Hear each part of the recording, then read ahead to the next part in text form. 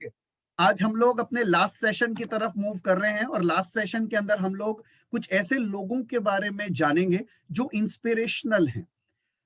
और इंस्पिरेशनल केवल इसलिए नहीं है क्योंकि उन्होंने अपने सपने को पूरा किया, वो इंस्पिरेशनल इसीलिए हैं क्योंकि उन्होंने अपने अलावा औरों को भी मदद करा ग्रो होने में, औरों को भी हेल्प करा, अपने दर्द के अलावा दूसरों के दर्द को भी समझा, फील करा और कहीं न कहीं उनकी सोच अलग थी।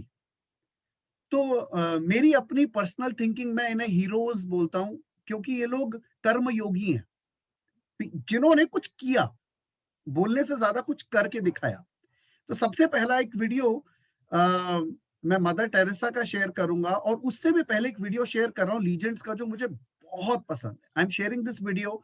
ये वीडियो मुझे हर बार मोटिवेट करता है कि जो करा है वो अच्छा है पर अभी बहुत कुछ करना बाकी है। ये वीडियो देखते हैं, फिर हम एक एक करके कुछ इंस्पिरेशनल लोगों के वीडियो देखेंगे और ये रियलाइज होगा कि लाइफ कितनी अमेजिंग है जो हमारे पास है, पर हमें वो रियलाइज नहीं होता कि वो अमेजिंग कैसे है और इसे बेहतर कैसे बनाया जाए।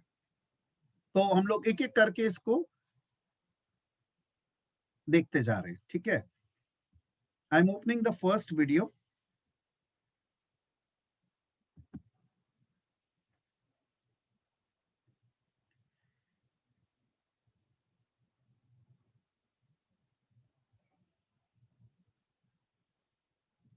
ओके,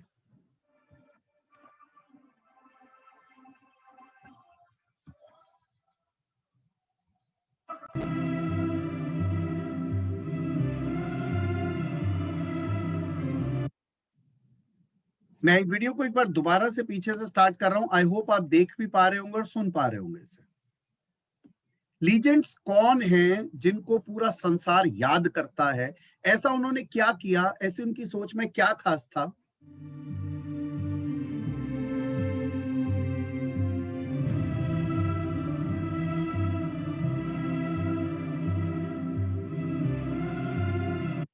ये वो लोग हैं जिन्होंने अपने ऊपर विश्वास तब किया जब कोई भी उनमें विश्वास नहीं करता था। ये वो लोग हैं जिनको आज हम इस वीडियो में देख रहे हैं, जिन्होंने अपने आप पे तब भी विश्वास किया जब उनमें कोई विश्वास नहीं करता था।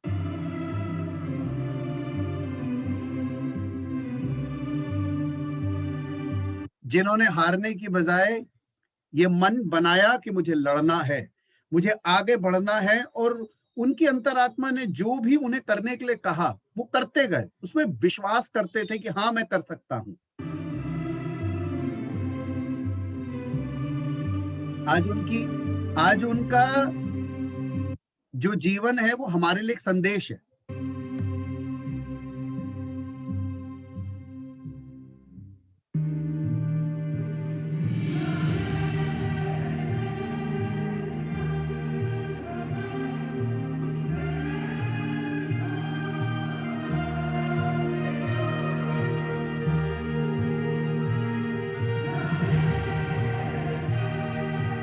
जैसे जैसे जैसे जैसे हम किसी भी चेहरे को देख रहे हैं तो हमें ये समझ आ रहा है कि धीरूभाई अंबानी से ये समझ आता है कि आप बड़े से बड़ा ड्रीम करो। हम सुभाष चंद्र बोस को देख रहे हैं तो ये लिख के आ रहा है, एनीथिंग फॉर माय कंट्री, देश के लिए कुछ भी।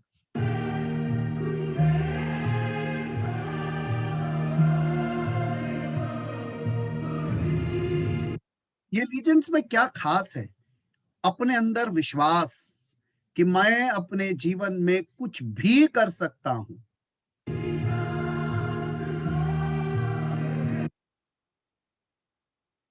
इनके नाम के आगे मदर लगता है।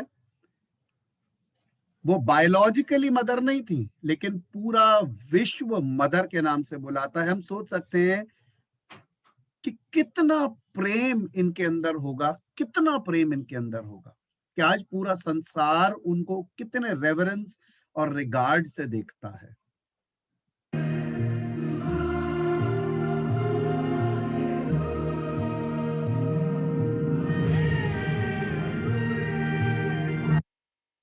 ये किस स्तर से उठे थे और किस स्तर तक पहुंचे?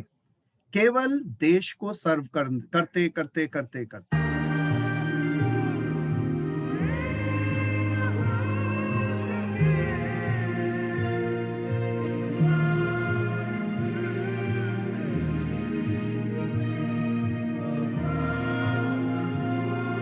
ये सभी लोगों के साथ कोई ना कोई एक मैसेज है जो आप हमेशा जब आप इनके चेहरे को देखते हो तो ये आपको याद दिलाते हैं, क्योंकि इन्होंने केवल अपने लिए नहीं सोचा, इस समाज के लिए भी सोचा और इस समाज को भी कुछ दिया है, कुछ दिया है।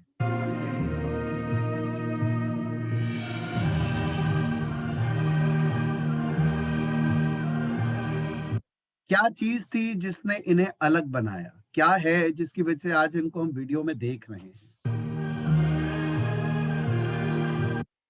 बहुत इंपॉर्टेंट बात है, इसे नोट करेंगे, इन्होंने कुछ भी अलग नहीं किया, पर इन्होंने जो भी किया वो अलग तरह से किया।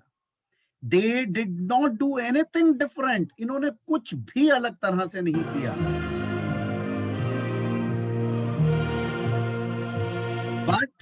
But they did it differently.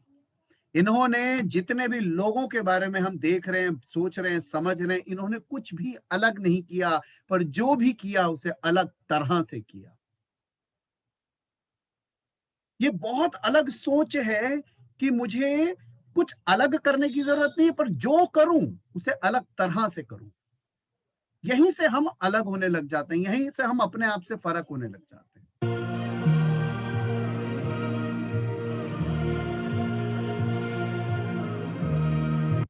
अपने दिल की सुनी।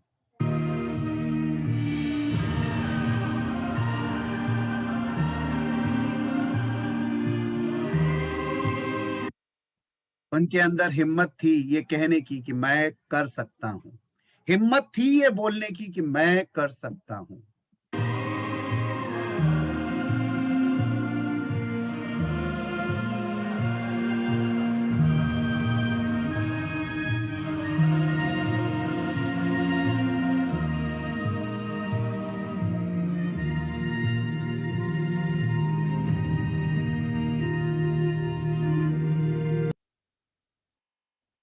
आज उन्होंने जो अपने लिए सपना देखा था और दृढ़ निश्चय के साथ उस पर चलते रहे, कि आज हम उनके बारे में बात कर रहे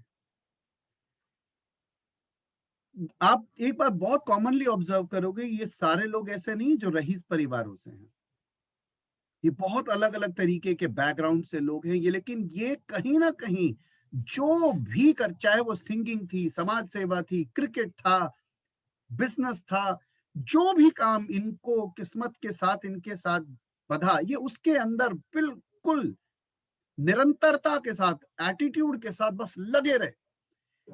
इसमें सबसे इंपॉर्टेंट बात क्या है? पथ प्रशस्त नहीं होना, पथ से हटना नहीं है, पथ से भटकना नहीं है। आपको जिस काम पे ऊपर वाले ने लगा दिया है, लग जाओ आप, जी जान लड़ा दो। याद रखो, आपने एक वाक्य बड़ा इंपॉर्टेंट सीखा है, they did not do anything different, they did it differently. हम अगर बार बार नए नए व्यवसाय ढूंढेंगे, इससे कोई खास फर्क नहीं पड़ेगा। हम जो काम कर रहे हैं उसको डिफरेंटली करने के तरीके हमारे पास होने चाहिए, ये हमारी आइडेंटिटी बनाता है। अगर कोई चाय की रेड़ी भी लगाता है सड़क पे, ईमानदारी से काम करता है, तो कितनी बड़ी बात है ये, पर उसको वो चाय भी कुछ अलग ढंग से सर्व करनी है, बनानी है, देनी है। उसमें ये नहीं है कि वो कहेगा चाय का काम छोटा है, उसे चाय और छोटा काम बड़ा काम दिमाग में नहीं, उसे होना चाहिए जो मैं कर रहा हूं उसे मैं कुछ अलग तरह से करूं। दे डिड इट डिफरेंटली, ये बहुत इंपॉर्टेंट पॉइंट है जो हम लोगों ने इस पर्टिकुलर वीडियो से सीखा। अब मैं ये मदर टेरेसा का एक वीडियो प्ले कर रहा हूं, मैं इसको थोड़ा सा फास्ट करके चलाता जाऊंगा।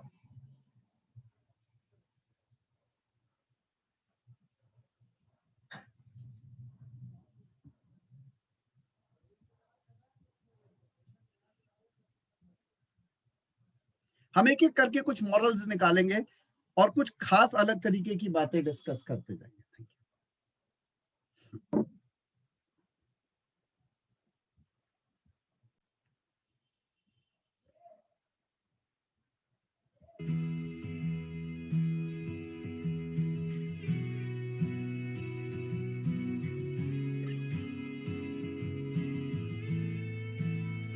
Catholic nun and missionary Mother Teresa was born on 26 August 1910 in Skopje, the current capital of the Republic of Macedonia.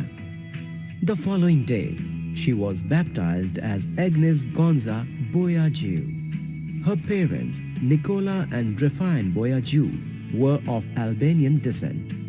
Her father was an entrepreneur who worked as a construction contractor and a trader of medicines and other goods. In 1919, when Agnes was only 8 years old, her father suddenly fell ill and died. 8 साल की उम्र में Agnes, जो कि mother Teresa का नाम था, उनके पिता की डेथ हो गई और उसके बाद अब ये कुछ समय बाद नन बन जाएंगी। While the cause of his death remains unknown, many have speculated that political enemies poisoned him.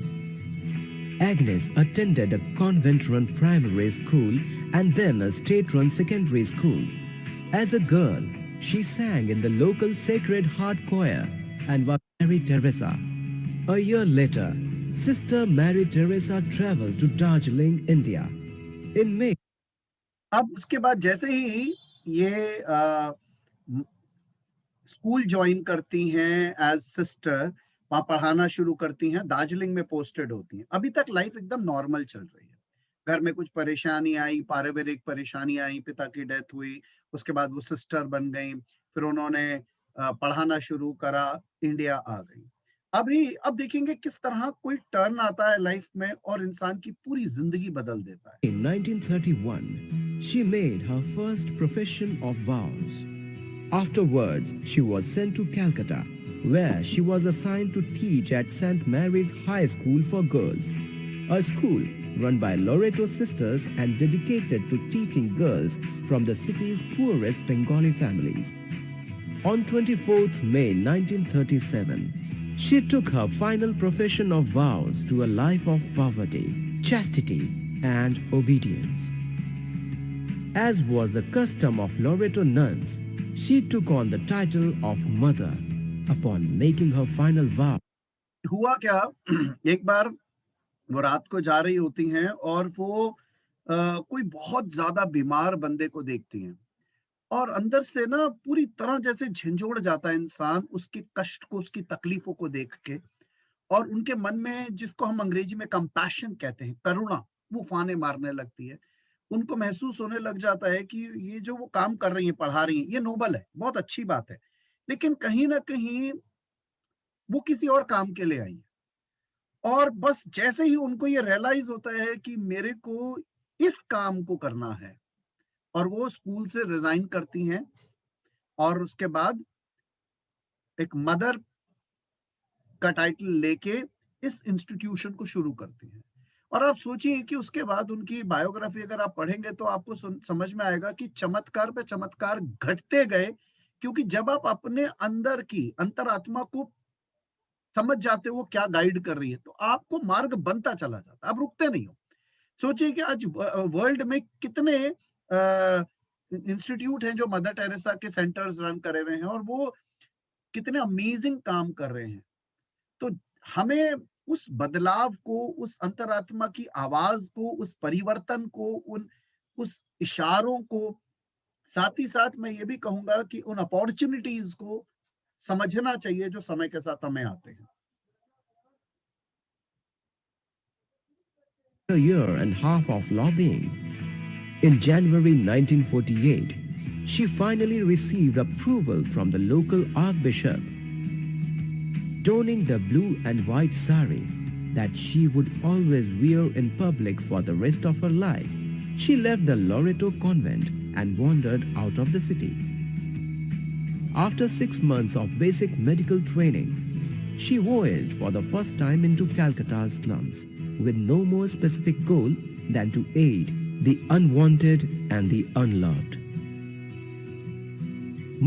तब अप्रूवल्स मिलने के बाद कैलकाटा में अनवांटेड, अनलव्ड के लिए काम करना शुरू करा उन्होंने, और उन्होंने सीखा इसको। एक कहानी है कि एक रात को, क्योंकि उनके पास फंड्स कोई भी नहीं हुआ करते थे, और एक रात को कुछ लोग थे जो बूढ़े थे, बीमार थे उनके पास, अब ये हो रहा था कि इनका रात के खाने का कैसे होगा। तो उन्होंने आंख बंद करी और हाथ जोड़ के प्रार्थना करी कि प्रभु, तेरी संतान है, तुझे ध्यान रखना है। और थोड़ी देर बाद कोई कलकत्ता के लाला जी राशन की बोरियां लेके वहां पहुंच गए, उन्होंने कहा कि हम आपका ढूंढ रहे थे, कहाँ पर है, ये इन लोगों के लिए खाना है। तो ऐसी कितनी ही घटनाएं मदर टेरेसा के लाइफ में घटी कि आज हजारों लाखों लोग का पता नहीं कौन पेट भरता है, कहाँ से होता है। तो हम जब ये रियलाइज कर लेते हैं ना what we are good at, और हम उसे फॉलो करते हैं अपनी ड्रीम को, तो हम आगे बढ़ते जाते हैं। मैंने शॉर्ट कर दिया, पूरा नहीं दिखाया है, लंबा वीडियो है। तो एक बहुत इंस्पिरेशनल स्टोरी है मदर टेरेसा की। आप सोचिए, वो किसी और देश में पैदा होती हैं, किसी और देश में आती हैं, पर जो लोग जो लोग ह्यूमैनिटी को फॉलो करते हैं, उनका कोई धर्म नहीं होता। मानवता को जो फॉलो करते हैं, उनका कोई धर्म नहीं है। उनके हिसाब से वो जहां थी वहां वो सेवा करने आई है, और वो सेवा कर रही है, बस। कोई भाव ही नहीं किसी भी तरीके का। आप जितने भी इंस्टीट्यूशंस में जाएंगे, वहां पर कोई धर्म से रिलेटेड ऑब्स्टिकल्स नहीं है। एक और बहुत अच्छा एग्जाम्पल शेयर करूंगा, जिनसे मुझे मिलने का सौभाग्य मिला। मुझे याद है, मैं तब उस टाइम पे 21 साल का था, और मैं एक स्टूडेंट को अपने पढ़ा रहा था, और उसमें मैंने किताब में पढ़ा कि महाराष्ट्र में आनंद वन करके एक जगह है, और आनंद वन में वो एक तरह से स्वर्ग जैसे सुंदर जगह है। लेकिन जब मैंने उसकी हिस्ट्री पढ़ी तो समझ में आया कि वहां पर बाबा साहेब आमटे, जो कि एक एक बहुत नोन, मुझे कहना चाहिए सोशल वर्कर कह सकते हैं, उन्होंने अपनी लाइफ के अंदर बहुत मेजर टाइम लेपर्स के लिए दिया। उन्होंने 5 लेपर्स को लेके वो निकल पड़े थे, और उसके बाद वहां पर बड़े हार्डशिप्स के साथ उन्होंने पूरी एक टाउनशिप जैसे स्टैब्लिश करी। सबको काम करना सिखाया, चाहे उनकी उंगलियां नहीं है, हाथ पैर नहीं है, या जो भी इश्यूज है, सबको काम करना सिखाया, सबको आत्मबल दिया, और इस लेवल पर ले आए कि अगर आप वहां जाओगे और आप उनको जाके कुछ डोनेट करना चाहोगे, तो वो कहेंगे आप हमें कोई व्यवसाय करवा दो, जैसे ईंट का भट्टा लगवा दो, बीज दे दो, कि लोग काम कर सके। तो कोई भी जना भीख मांगता हुआ नहीं मिलेगा। सबको इतनी आत्मशक्ति, आत्मबल उन्होंने दे दिया कि हर इंसान काम कर रहा है। जिन कोढ़ियों से, जिन्हें महारोगी बोलते हैं, उनसे लोग भागते थे, आज वो लोग फसलें उगा रहे हैं, फल फूल दे रहे हैं, ऑर्केस्ट्रास चला रहे हैं। जिसके दोनों हाथ नहीं है, वो बिना हाथों के आरी चला रहा है, वेल्डिंग कर रहा है। मतलब मैंने इतनी स्पैस्टिक लड़की, जिसका चेहरा ऐसे हाथ पैर अकड़े हुए थे, वो पेंसिल पाँव में लगा के कार्ड बना रही है। मतलब ये सब देखने के बाद आपको ये लगेगा कि ज्यादातर जो लोग भीख मांग रहे हैं, ये खाली बहाने हैं, ना करने के 100 बहाने। उन्होंने वो सम्मान दिया, व्यवसाय दिया, परिस्थितियां दी। मतलब मैं क्या बोलूं, सोच को बदल देना। वहां एक चीज जो जगह जगह लिखी थी, वो था श्रम ही श्री राम है। कितनी बेहतरीन बात है कि काम चोरी नहीं चलेगी, काम सबको करना है अपना पेट पालने के लिए। उन्होंने हेल्प ये ली कि मैं मदद करूंगा कि हम कैसे आपको काम दिलवा सकें। काम आपको खुद करना है, रहने की जगह और बहुत बेसिक फूड वहां से अरेंज होता है। तो जो बहुत बीमार है उनको भी खाना मिल जाता है। लेकिन अगर आपको चॉकलेट, कुछ सामान, कुछ ऊपर नीचे कुछ खाना है कुछ भी, तो आपको कमाना पड़ेगा। तो जो बेसिक वेजेस है वो आपको ऊपर से मिलेंगी। इतना अमेजिंग पॉजिटिव माहौल वहां का, और जो जगह महारोगियों से शुरू हुई, तो मेरे लिए बहुत इंस्पिरेशनल था। और मुझे याद है कि जब मैं 21 साल की उम्र में, तब तक मुझे पता भी नहीं था कि मैं पहुंचूंगा कैसे। कोई रिजर्वेशंस नहीं, कोई बुकिंग्स नहीं। मैं दिल्ली से निकल गया कि मुझे बाबा साहेब आमटे से मिलने जाना है। और जब मैं वहां पहुंचा हूँ, यहाँ से वहां, वहां से वहां, बस ट्रेन कैसे कैसे करते करते, गॉड्स ग्रेस कि मैं पहुंच गया।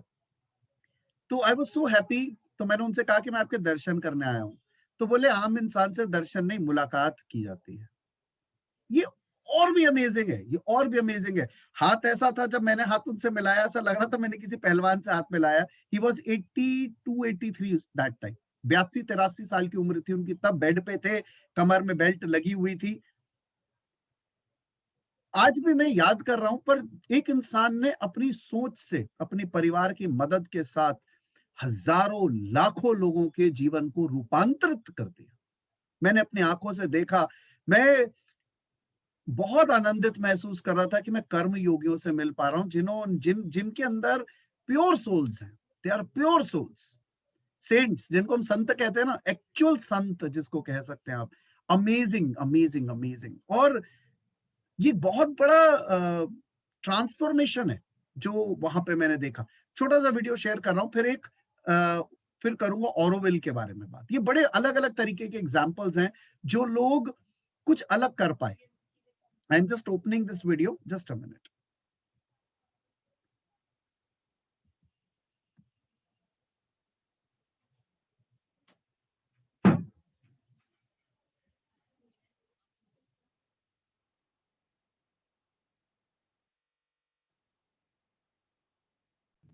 My wife and children hated me. I was outcast by society. I lost my job. Being dejected, My parents abandoned me. After that, Baba brought me here.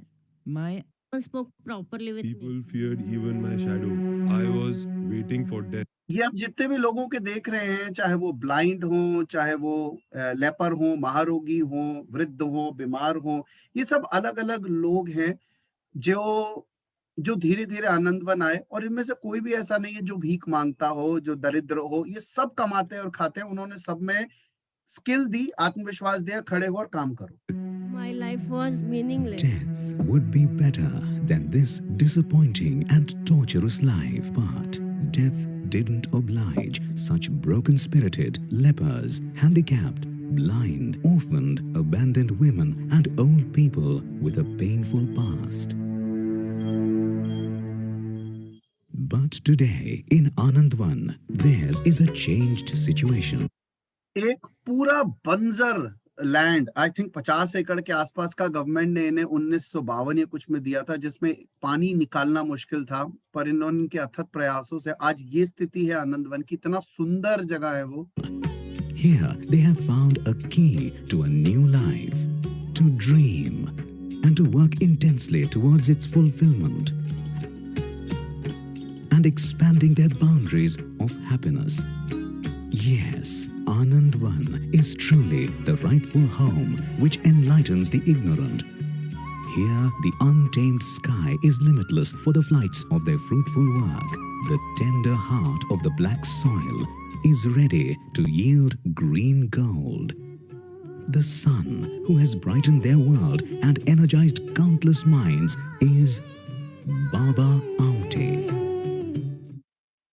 Murlidhar Devidas Amte, born into a wealthy family, a lawyer by profession, married to the cultured and dutiful Sadhana Tai, immensely sensitive since childhood and imbibing a deep social awareness, be it an earthquake or a famine, he was always first to volunteer. Drawing inspiration from Rabindranath Tagore's literature, Acharya Vinoba Bhave's thoughts, Sane Guruji's social movements and Mahatma Gandhiji's values, emerged an unstinted dedication to the service of humanity. A philosopher, a sage, today's Baba Amte. A rainy evening. After a hard day's work, Baba was returning home. On the way, he suddenly saw a rag moving. इस कहानी को भी बड़े ध्यान से देखेंगे कि इस कहानी में भी कुछ खास हुआ। नॉर्मल जीवन चल रहा है, शादी होती है, इनकी वाइफ प्रेग्नेंट है, जिसके आसपास का ये सीन बता रहे हैं। ये कहीं काम से वापस अपने घर आ रहे होते हैं और रास्ते में देखते हैं कोई एक बोरी हिल रही है। Curiously, he went close. Moving the rag, he was shocked into fear. A bundle of skin and bones, 2 holes in place of a nose, broken fingers and knees. It was a leper. Baba was. अब ये बोरी के अंदर एक महारोगी थे, जिनको पहले के जमाने में कोढ़ी कहते थे, और पूरी उनकी स्किन क्या होती है, गलने लगती है। तो बाबा आमटे ये देखने के बाद ना घबरा गए। देखेंगे हम इसमें भागे घर की ओर। Repulsed by the sight, he ran home in fear. But his conscience left him restless. He returned to help that bundle of rags, Tulsi Ram, protecting him from the rain and feeding him. On the 3rd day, Tulsi Ram died peacefully. वापस आए बाद में मदद करने, 2 दिन तक सेवा करी, लेकिन तीसरे दिन तुलसी राम जो थे, इनकी डेथ हो गई।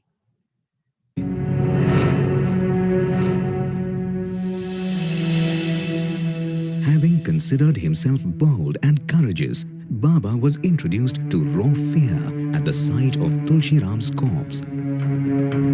This accident forced him to introspect.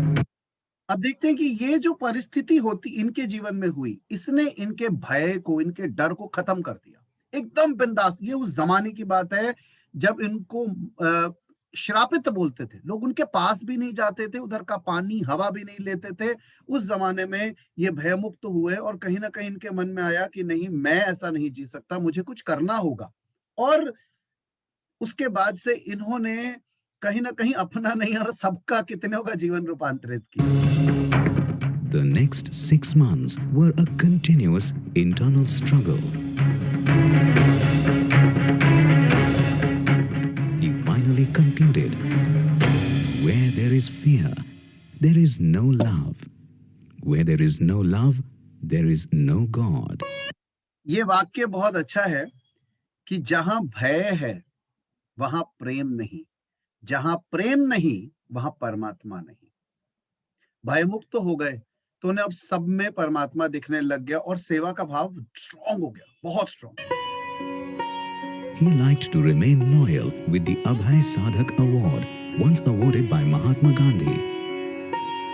Baba says, to remove the fears of leprosy in my mind and the minds of the people, I undertook this venture.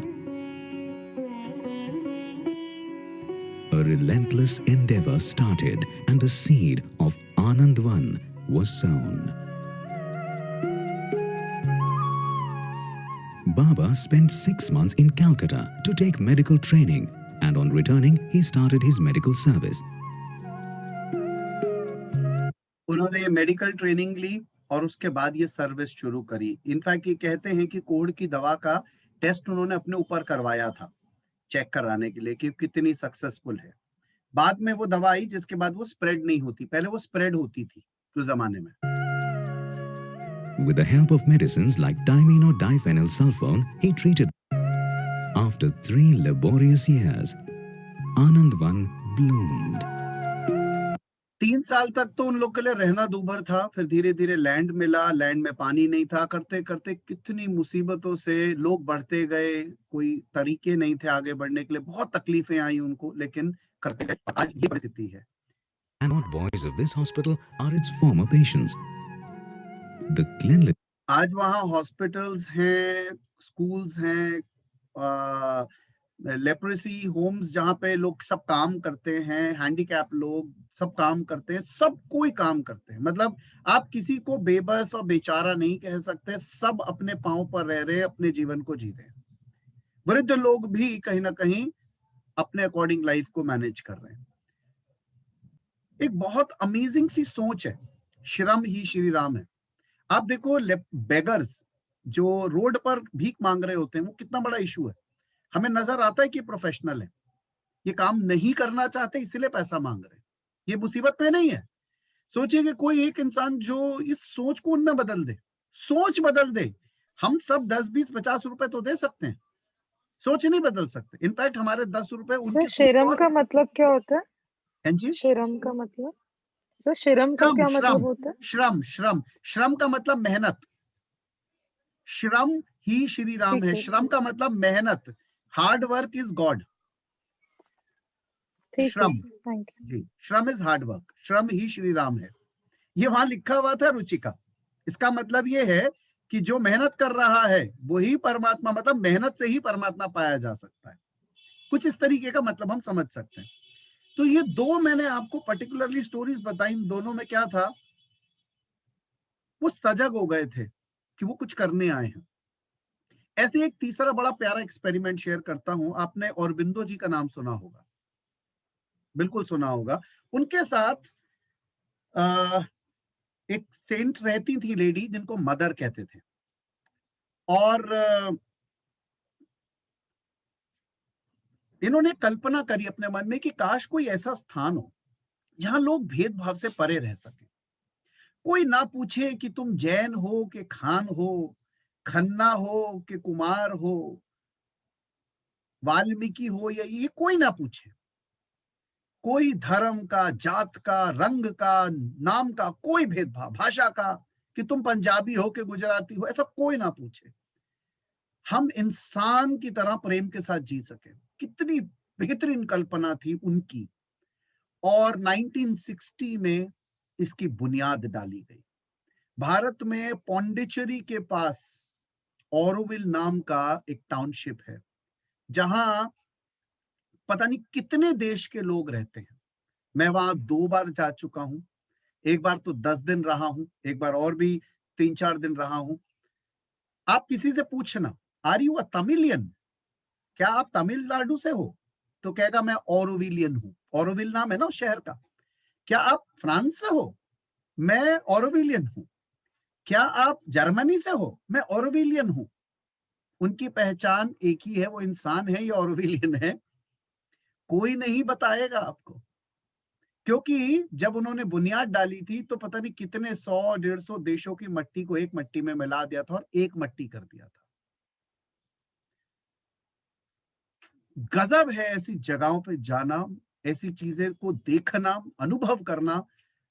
अंदर से एक फुरफुरी सी चढ़ती है जब आप ऐसे परिवर्तनों को सोच पाते हो जो नेक से ऊपर है। एक नेकनियत है, उससे भी ऊपर है। मैं छोटा सा वीडियो शेयर कर रहा हूँ, ये बहुत छोटा सा, इसको पूरा देखेंगे। बहुत यूनिक जगह है। ये सारे बड़े यूनिक एक तरह से एक्सपीरियंसेस हैं जो मैं शेयर कर रहा हूँ।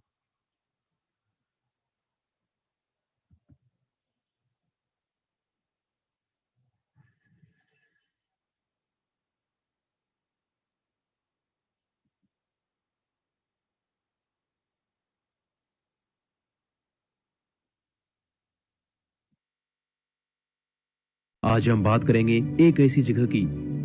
उस जगह का नाम है ऑरोविले। यह शहर चेन्नई से केवल एक ऐसा जगह जहां ना तो धर्म है, ना पैसा, ना ही कोई सरकार। आज हम बात करेंगे एक ऐसी जगह की। उस जगह का नाम है ऑरोविले। यह शहर चेन्नई से केवल 150 किलोमीटर दूर है। आइए जानते हैं क्या खास है इस जगह में। आप देख रहे हैं अद्भुत टीवी इंडिया। मैं हूं आपका दोस्त प्रेम।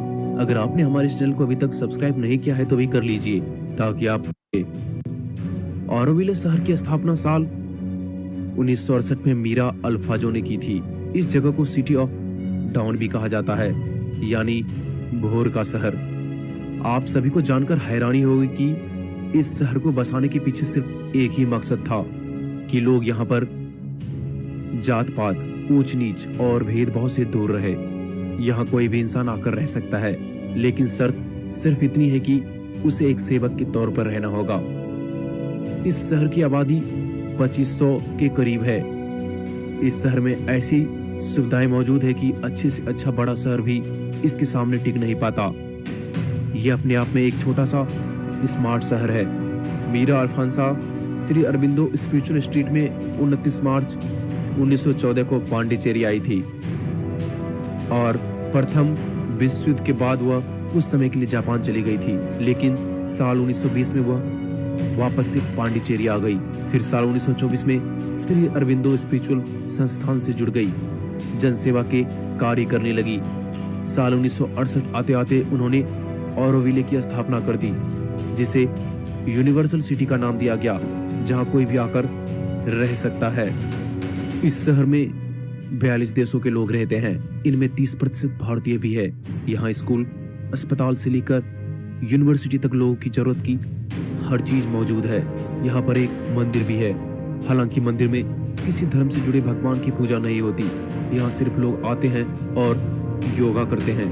अब हम जानते हैं कि यहाँ पे लोग सामानों की खरीदारी कैसे करते हैं और ट्रांजैक्शन कैसे किया जाता है। 1985-86 में एक फाइनेंशियल सर्विस सेंटर स्टार्ट किया गया। तब से ये आरबीआई की आगे से बैंक की तरह ही काम करता है। इसमें यहाँ रहने वाले लोग अपना पैसा ऑनलाइन या ऑफलाइन जमा कराते हैं। इसके बदले ऑरोविले फाइनेंशियल सर्विस एक अकाउंट नंबर देता है। ऑरोविले के करीब 200 कॉमर्शियल सेंटर हैं। छोटी बड़ी दुकान पर इसी अकाउंट नंबर को बता के खरीदारी की जाती है। यहाँ आने वाले सैलानियों को एक ऑरो कार्ड जारी किया जाता है। आपको उस कार्ड को फिल करना पड़ेगा अपने डेबिट या क्रेडिट कार्ड से। इसी कार्ड से ऑरोविले की दुकानों पर पेमेंट किया जाता है। यहाँ पे सेवाओं के बदले सेवाएं प्रदान की जाती है। इस शहर में रहने का रहन सहन मुफ्त है। ये लोग यहाँ की सेवाओं में अपनी मदद करते हैं। इन्हें फाउंडेशन की तरफ से बहुत मामूली वेतन बाहरी खर्च के लिए मिलता है। यहाँ के लोग तेल, साबुन और अगरबत्ती बनाने जैसे कुटीर और गृह उद्योग चलाते हैं। इनमें से जो आमदनी होती है उसे फाउंडेशन इस जगह के विकास में खर्च करती है। भारत सरकार की ओर से इस नगर को मान्यता प्राप्त है और सरकार भी इसे आर्थिक सहायता प्रदान करती है। तो है ना ये कमाल की जगह। आपका क्या कहना है इस वीडियो के बारे में, हमें नीचे how many people had an idea about Auroville? कितने लोग जानते थे ऑरोविल के बारे में? सलोनी हैड एन आइडिया। सर मेरे दीदी और जीजू अभी वहीं जा रखे हैं।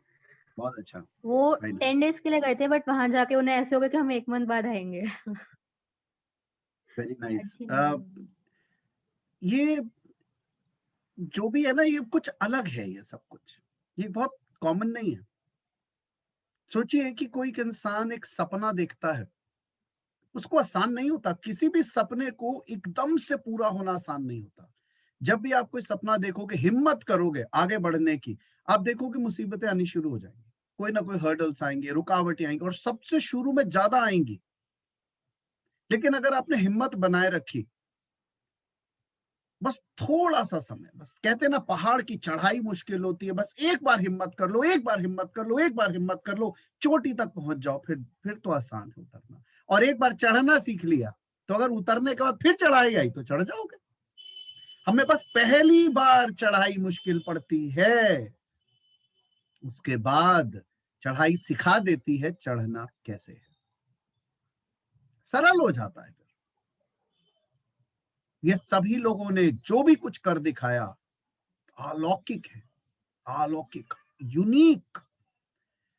कितना रेवरेंस, कितना रिगार्ड, कितना प्रेम भर जाता है मन में कि हर इंसान अपने लिए अपने सपने सजो रहा है। उसे बस अपने लिए बहुत कुछ चाहिए।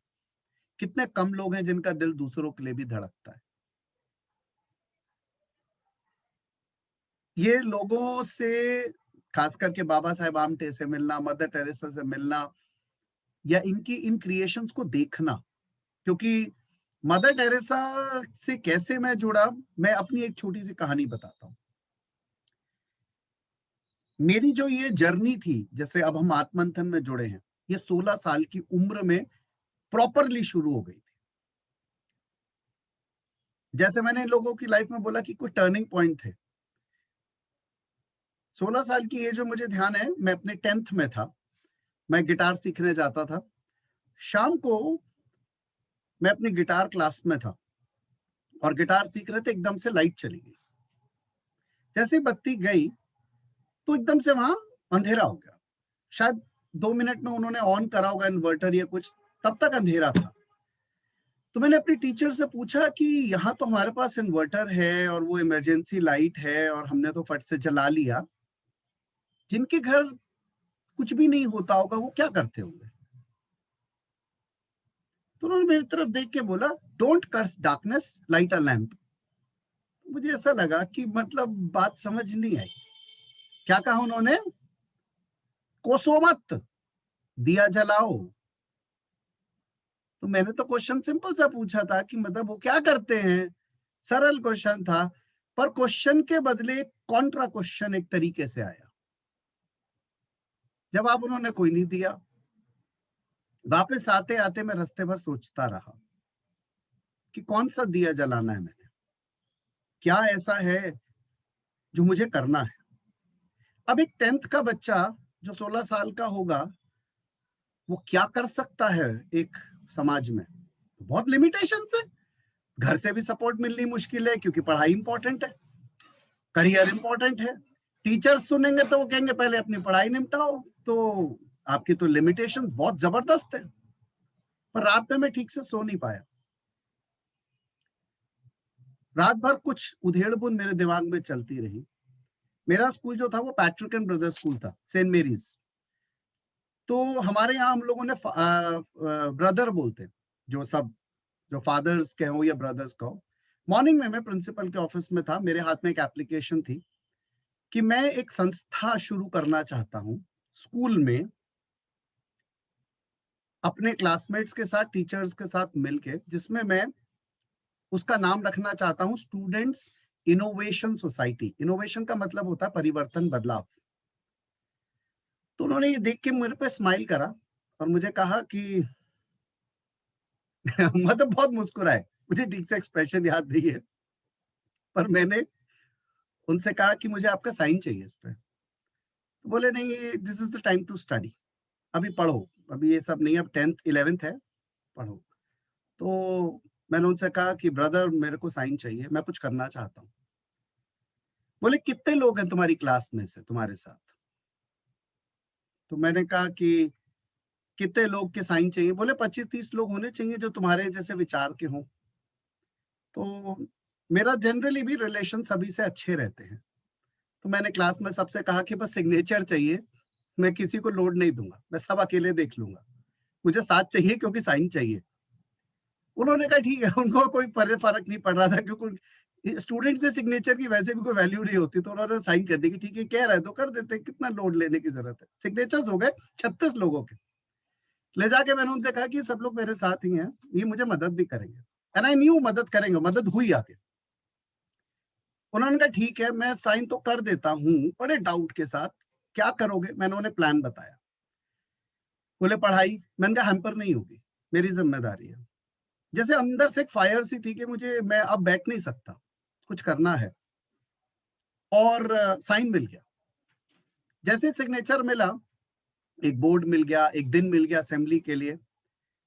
कुछ टीचर्स को मैंने रिक्वेस्ट करा कि मुझे आपका साथ चाहिए, उन्हें चूज करा, वाइस प्रिंसिपल को साथ में जोड़ा, और कुछ बच्चे जोड़े, करीब अपनी क्लास के बच्चे तो डमी बच्चे थे, एक्चुअल बच्चे जोड़े जो काम में मदद करने वाले थे, और एक ग्रुप बना।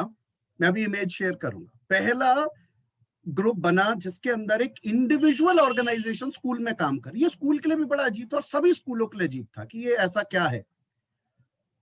और हम लोगों ने काम शुरू कर दिया, ओल्ड एज होम्स में जाना, मदर टेरेसा के इंस्टीट्यूशंस में जाना, सामान देना, सबसे ज्यादा इंपॉर्टेंट था प्रेम बांटना।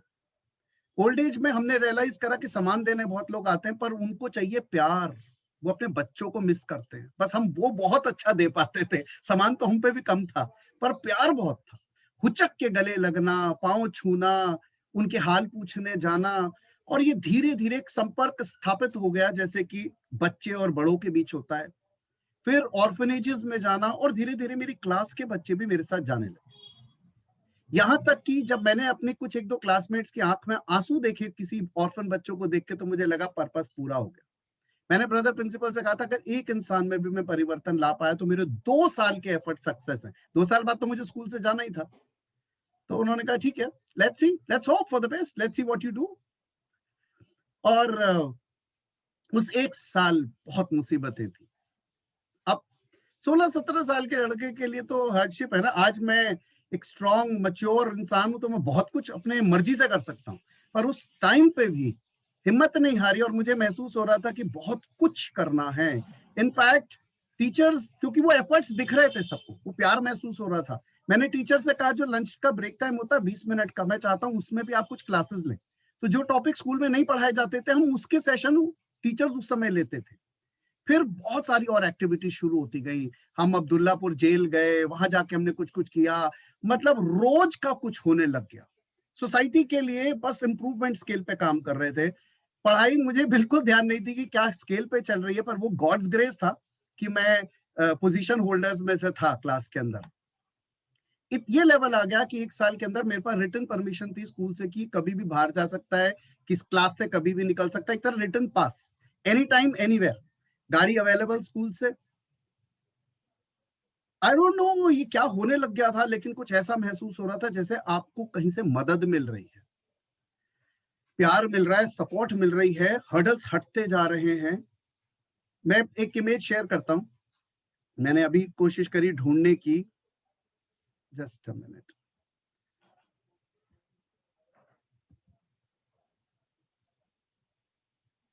और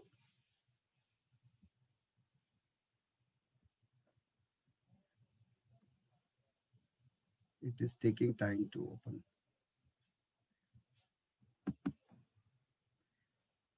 1 साल बस निकालना मुश्किल था।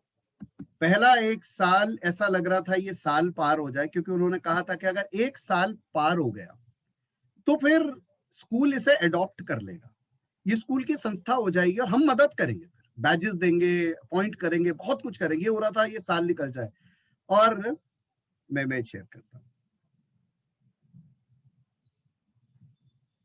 ये फर्स्ट मैगजीन में कुछ निकला था जो हम लोगों ने कुछ एफर्ट्स करे थे, स्टूडेंट्स इनोवेशन सोसाइटी। उसके बाद ये वो ग्रुप था जो स्टूडेंट्स इनोवेशन सोसाइटी की पहली फोटोग्राफ है। मैं अपना सबसे पहला अनुभव शेयर कर रहा हूँ, उसके बाद के नहीं करूंगा।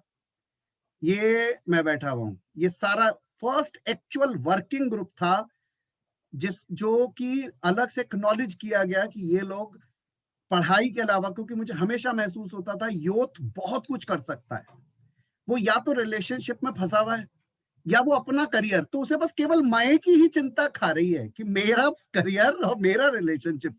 बस मुझे महसूस हुआ नहीं, हम इससे बहुत ज्यादा कर सकते हैं। और ये जो डिजायर थी ये बहुत सारे लोगों को कनेक्ट करा और ये ग्रुप ने स्टार्ट करा। ये वो फर्स्ट इमेज है, फर्स्ट ग्रुप की इमेज है जो वहां पर हम लोग काम कर रहे थे। Just a minute. फिर ये वो है जब हम लोगों ने अब्दुल्लापुर जेल हम लोग गए, वहां पे हमने कुछ लोगों से मिले, उनके लिए कल्चरल प्रोग्राम्स करे। कुछ लकीली ये इमेजेस मुझे आज मिली मेरे सिस्टम पर। और फिर वो दिन आया जब हमने 1 साल पूरा करा था। मैं अभी देख के इसको बहुत मुस्कुरा रहा था कि 1 साल पूरा हुआ। देखिए इस पे लिखा हुआ है anniversary of students innovation society. और वो दिन महसूस हुआ कि अब पहाड़ चढ़ने का समय चला गया, अब आसान है चीजें, अब जगह बन चुकी थी। जो मेहनत थी, जो टफ टाइम था एक स्टूडेंट के लिए, वो जा चुका है। और उसके बाद तो वो वैसा हुआ जैसे मदद बहने लग गई हो सब तरफ से। जब सेकंड हमने तब 2 साल मेरे खत्म हो गए और मेरा एग्जिट का टाइम था। ये तब की इमेज है कि इस पूरे स्कूल ने एक अलग से फेयरवेल, जो कि 45 साल में कभी नहीं हुआ कि एक अलग से फेयरवेल अरेंज किया गया हो। एक फेयरवेल पूरे स्कूल ने अरेंज किया और मैं स्कूल से बाहर आया।